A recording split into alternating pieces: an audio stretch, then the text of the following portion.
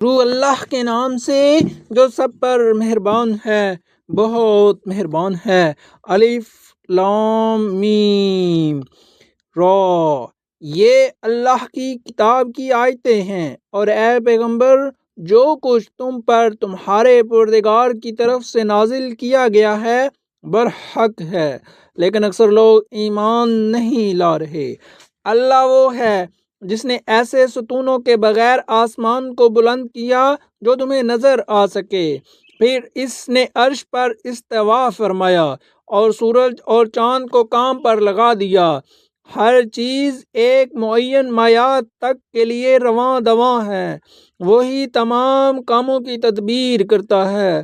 وہی ان نشانیوں کو کھول کھول کر بیان کرتا ہے تاکہ تمہیں اس بات کا یقین کر لو کہ ایک دن تمہیں اپنے پروردگار سے جا ملنا ہے۔ اور وہی ذات ہے جس نے یہ زمین پھیلائی، اس میں پہاڑ اور دریا بنائے، اور اس میں ہر قسم کے پھلوں کے دو دو جوڑے پیدا کیے۔ وہ دن کو رات کی چادر اڑا دیتا ہے۔ حقیقت یہ ہے کہ ان ساری باتوں میں ان لوگوں کے لیے نشانیاں ہیں جو غور و فکر کریں۔ اور زمین میں مختلف قطعے ہیں جو پاس پاس واقع ہوئے ہیں، اور انگور کے باغ اور کھیتیاں اور کھجور کے درخت ہیں، جن میں سے کچھ دوہرے تنے والے ہیں اور کچھ اکہرے تنے والے، سب ایک ہی پانی سے سیراب ہوتے ہیں، اور ہم ان میں سے کسی کو ذائقے میں دوسرے پر فوقیت دے دیتے ہیں۔ یقیناً ان سب باتوں میں ان لوگوں کے لیے نشانیاں ہیں جو عقل سے کام لیں۔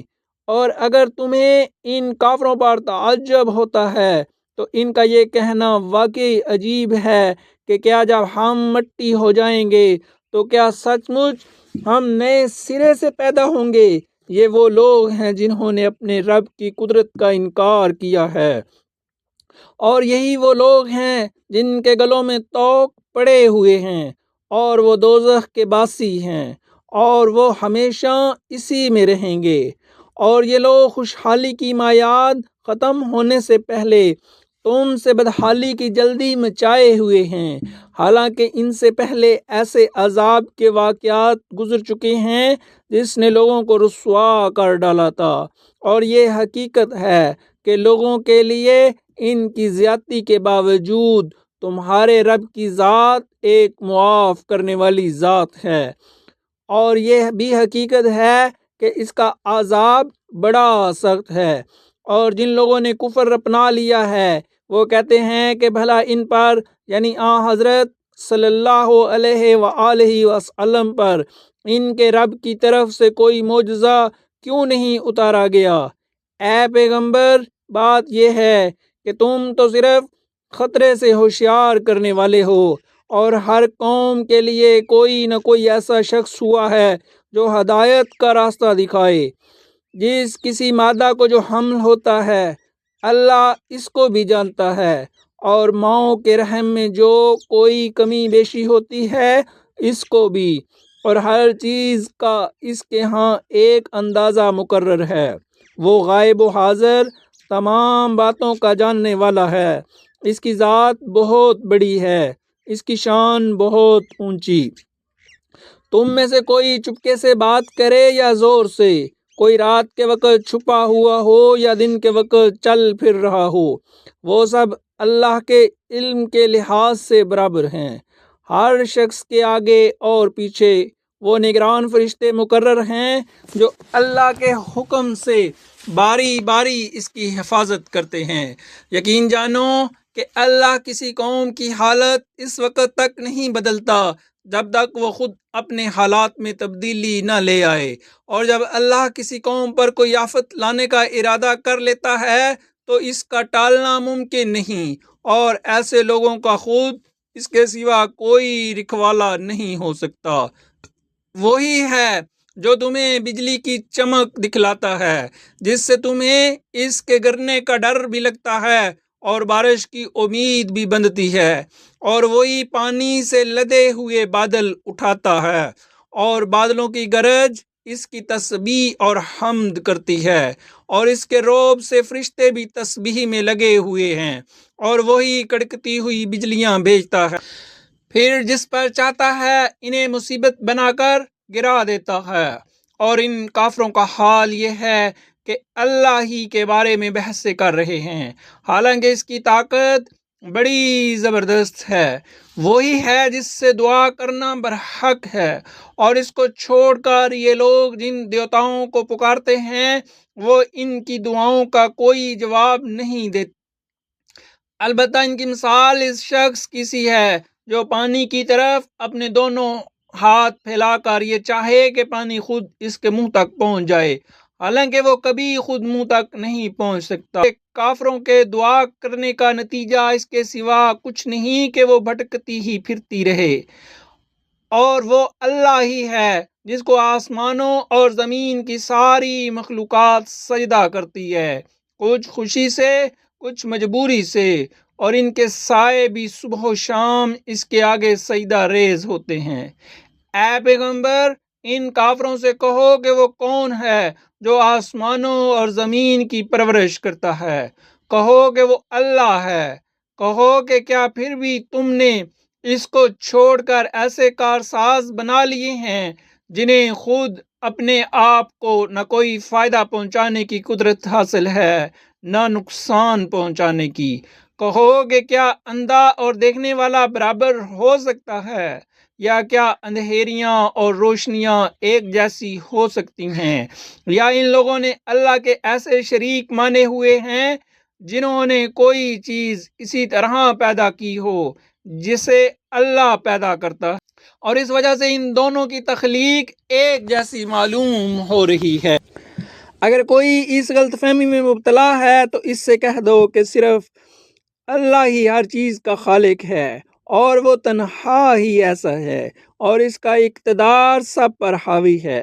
اس نے آسمان سے پانی برسایا جس سے ندی نالے اپنی اپنی بشاعت کے مطابق بہہ رہے ہیں، پھر پانی کے ریلے نے پھولے ہوئے جھاگ کو اوپر اٹھا لیا، اور اسی قسم کا جھاگ اس وقت بھی اٹھتا ہے جب لوگ زیور یا برتن بنانے کے لیے دھاتوں کو آگ پر تپاتے ہیں۔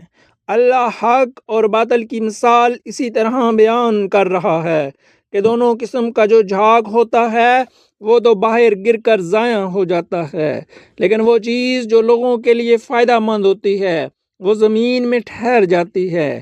اس قسم کی تمثیلیں ہیں جو اللہ بیان کرتا ہے۔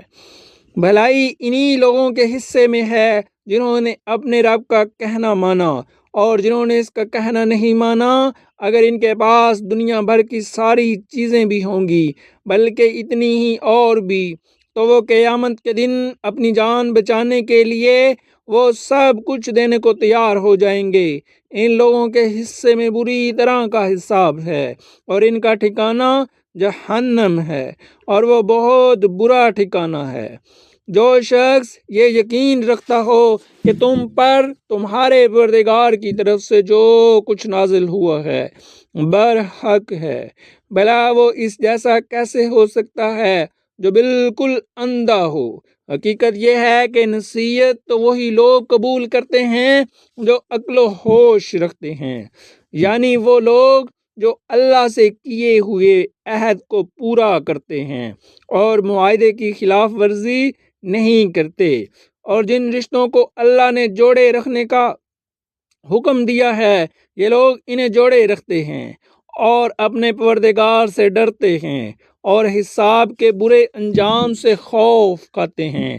اور یہ وہ لوگ ہیں جنہوں نے اپنے رب کی خوشنودی کی خاطر صبر سے کام لیا ہے اور نماز قائم کی ہے، اور ہم نے انہیں جو رزق عطا فرمایا ہے اس میں سے خفیہ بھی اور اعلانیہ بھی خرچ کیا ہے، اور وہ بدسلوکی کا دفع حسن سلوک سے کرتے ہیں۔ وطن اصلی میں بہترین انجام ان کا حصہ، یعنی ہمیشہ رہنے کے لیے وہ باغات جن میں وہ خود بھی داخل ہوں گے، اور ان کے باپ دادوں، بیویوں اور اولاد میں سے جو نیک ہوں گے وہ بھی، اور ان کے استقبال کے لیے فرشتے ان کے پاس ہر دروازے سے یہ کہتے ہوئے داخل ہوں گے کہ تم نے دنیا میں جو صبر سے کام لیا تھا، اس کی بدولت اب تم پر سلامتی ہی سلامتی نازل ہو گئی، اور تمہارے اصلی وطن میں یہ تمہارا بہترین انجام ہے۔ اور دوسری طرف جو لوگ اللہ سے کیے ہوئے عہد کو مضبوطی سے باندھے رکھنے کے بعد توڑتے ہیں، اور جن رشتوں کو اللہ نے جوڑے رکھنے کا حکم دیا ہے انہیں کاٹ ڈالتے ہیں اور زمین میں فساد مچاتے ہیں، تو ایسے لوگوں کے حصے میں لعنت آتی ہے، اور اصلی وطن میں برا انجام انہی کا ہے۔ اللہ جس کے لیے چاہتا ہے رزق میں وسعت کر دیتا ہے، اور جس کے لیے چاہتا ہے تنگی کر دیتا ہے۔ یہ کافر لوگ دنیاوی زندگی پر مگن ہیں، حالانکہ آخرت کے مقابلے میں دنیاوی زندگی کی حیثیت اس سے زیادہ نہیں کہ وہ معمولی سی پونجی ہے۔ اور جن لوگوں نے کفر اپنا لیا ہے وہ یہ کہتے ہیں کہ ان پر، یعنی محمد صلی اللہ علیہ وآلہ وسلم پر، ان کے پروردگار کی طرف سے کوئی نشانی کیوں نہیں اتاری گئی؟ کہہ دو کہ اللہ جس کو چاہتا ہے گمراہ کر دیتا ہے، اور اپنے راستے پر انہی کو لاتا ہے جو اس کی طرف رجوع ہے۔ یہ وہ لوگ ہیں جو ایمان لائے ہیں اور جن کے دل اللہ کے ذکر سے اطمینان حاصل کرتے ہیں۔ یاد رکھو کہ صرف اللہ کا ذکر ہی وہ چیز ہے جس سے دلوں کو اطمینان نصیب ہوتا ہے۔ غرض جو لوگ ایمان لائے ہیں اور جنہوں نے نیک عمل کیے ہیں، ان کے حصے میں خوشحالی بھی ہے اور بہترین انجام بھی۔ اے پیغمبر، جس طرح دوسرے رسول بھیجے گئے تھے، اسی طرح ہم نے تمہیں ایک ایسی امت میں رسول بنا کر بھیجا ہے جس سے پہلی بار بہت سی امتیں گزر چکی ہیں، تاکہ تم ان کے سامنے وہ کتاب پڑھ کر سنا دو جو ہم نے وحی کے ذریعے تم پر نازل کی ہے، اور یہ لوگ اس ذات کی ناشکری کر رہے ہیں جو سب پر مہربان ہے۔ کہہ دو کہ وہ میرا پالنے والا ہے، اس کے سوا کوئی عبادت کے لائق نہیں ہے، اسی پر میں نے بھروسہ کر رکھا ہے اور اسی کی طرف مجھے لوٹ کر جانا ہے۔ اور اگر کوئی قرآن ایسا بھی اترتا ہے جس کے ذریعے پہاڑ اپنی جگہ سے ہٹا دیے جاتے ہیں، یا اس کی بدولت زمین شق کر دی جاتی اور اس سے دریا نکل پڑتے، یا اس کے نتیجے میں مردوں سے بات کر لی جاتی، تب بھی یہ لوگ ایمان نہ لاتے۔ حقیقت تو یہ ہے کہ تمام تر اختیار اللہ کا ہے۔ کیا پھر بھی ایمان والوں نے یہ سوچ کر اپنا ذہن فارغ نہیں کیا کہ اگر اللہ چاہتا تو سارے ہی انسانوں کو زبردستی راہ پر لے آتا؟ اور جنہوں نے کفر اپنایا ہے ان پر تو ان کے کرتوت کی وجہ سے ہمیشہ کوئی نہ کوئی کھڑکھڑانے والی مصیبت پڑی رہتی ہے، یا ان کی بستی کے قریب کہیں نازل ہوتی رہتی ہے، یہاں تک کہ ایک دن اللہ نے جو وعدہ کر رکھا ہے وہ آ کر پورا ہو جائے گا۔ یقین رکھو کہ اللہ وعدے کی خلاف ورزی نہیں کرتا۔ اور اے پیغمبر، حقیقت یہ ہے کہ تم سے پہلے پیغمبروں کا بھی یہی مذاق اڑایا گیا تھا، اور ایسے کافروں کو بھی میں نے مہلت دی تھی، مگر کچھ وقت کے بعد میں نے ان کو گرفت میں لے لیا۔ اب دیکھ لو کہ میرا عذاب کیسا تھا۔ بھلا بتلاؤ کہ ایک طرف وہ ذات ہے جو ہر شخص کے ہر کام کی نگرانی کر رہی ہے، اور دوسری طرف ان لوگوں نے اللہ کے ساتھ شریک مانے ہوئے ہیں۔ کہو کہ ذرا ان خدا کے شریکوں کے نام تو بتاؤ۔ اگر کوئی نام لوگے تو کیا اللہ کو کسی ایسے وجود کی خبر دو گے جس کا دنیا بھر میں اللہ کو بھی پتہ نہیں ہے، یا خالی زبان سے ایسے نام لوگے جن کے پیچھے کوئی حقیقت نہیں؟ حقیقت تو یہ ہے کہ ان کافروں کو اپنی مکرانہ باتیں بڑی خوبصورت لگتی ہیں، اور اس طرح ان کی ہدایت کے راستے میں رکاوٹ پیدا ہو گئی ہے، اور جسے اللہ گمراہی میں پڑا رہنے دے اسے کوئی راہ پر لانے والا میسر نہیں آ سکتا۔ ایسے لوگوں کے لیے دنیاوی زندگی میں بھی عذاب ہے، اور یقیناً آخرت کا عذاب کہیں زیادہ بھاری ہوگا، اور کوئی نہیں ہے جو انہیں اللہ کے عذاب سے بچا سکے۔ دوسری طرف وہ جنت جس کا متقی لوگوں سے وعدہ کیا گیا ہے، اس کا حال یہ ہے کہ اس کے نیچے نہریں بہتی ہیں، اس کے پھل بھی سدا بہار ہیں اور اس کی چھاؤں بھی۔ یہ انجام ہے ان لوگوں کا جنہوں نے تقوی اختیار کیا، جبکہ کافروں کا انجام دوزخ کی آگ ہے۔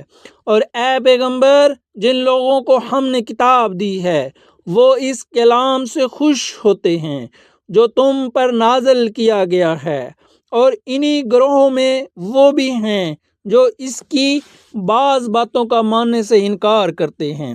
کہہ دو کہ مجھے تو یہ حکم دیا گیا ہے کہ میں نے اللہ کی عبادت کروں اور اس کے ساتھ کسی کو خدائی میں شریک نہ مانوں۔ اس بات کی میں دعوت دیتا ہوں اور اسی اللہ کی طرف مجھے لوٹ کر جانا ہے۔ اور اسی طرح ہم نے اس قرآن کو عربی زبان میں ایک حکم نامہ میں بنا کر نازل کیا ہے، اور اے پیغمبر، تمہارے پاس جو علم آ چکا ہے، اگر اس کے بعد بھی تم ان لوگوں کی خواہشات کے پیچھے چلے تو اللہ کے مقابلے میں نہ تمہارا کوئی مددگار ہوگا نہ کوئی بچانے والا۔ حقیقت یہ ہے کہ ہم نے تم سے پہلے بھی بہت سے رسول بھیجے اور انہیں بیوی بچے بھی عطا فرمائے، اور کسی رسول کو یہ اختیار نہیں تھا کہ وہ کوئی ایک آیت بھی اللہ کے حکم کے بغیر لا سکے۔ ہر زمانے کے لیے الگ کتاب دی گئی ہے۔ اللہ جس حکم کو چاہتا ہے منسوخ کر دیتا ہے اور جس کو چاہتا ہے باقی رکھتا ہے، اور تمام کتابوں کی جو اصل ہے وہ اسی کے پاس ہے۔ اور جس بات کی دھمکی ہم ان کافروں کو دیتے ہیں، چاہے اس کا کوئی حصہ ہم تمہیں تمہاری زندگی ہی میں دکھا دیں یا اس سے پہلے ہی تمہیں دنیا سے اٹھا لیں، بہرحال تمہارے ذمہ تو صرف پیغام پہنچا دینا ہے اور حساب لینے کی ذمہ داری ہماری ہے۔ کیا ان لوگوں کو یہ حقیقت نظر نہیں آئی کہ ہم ان کی زمین کو چاروں طرف سے گٹاتے چلے آ رہے ہیں؟ ہر حکم اللہ دیتا ہے، کوئی نہیں ہے جو اس کے حکم کو توڑ سکے، اور وہ جلد حساب لینے والا ہے۔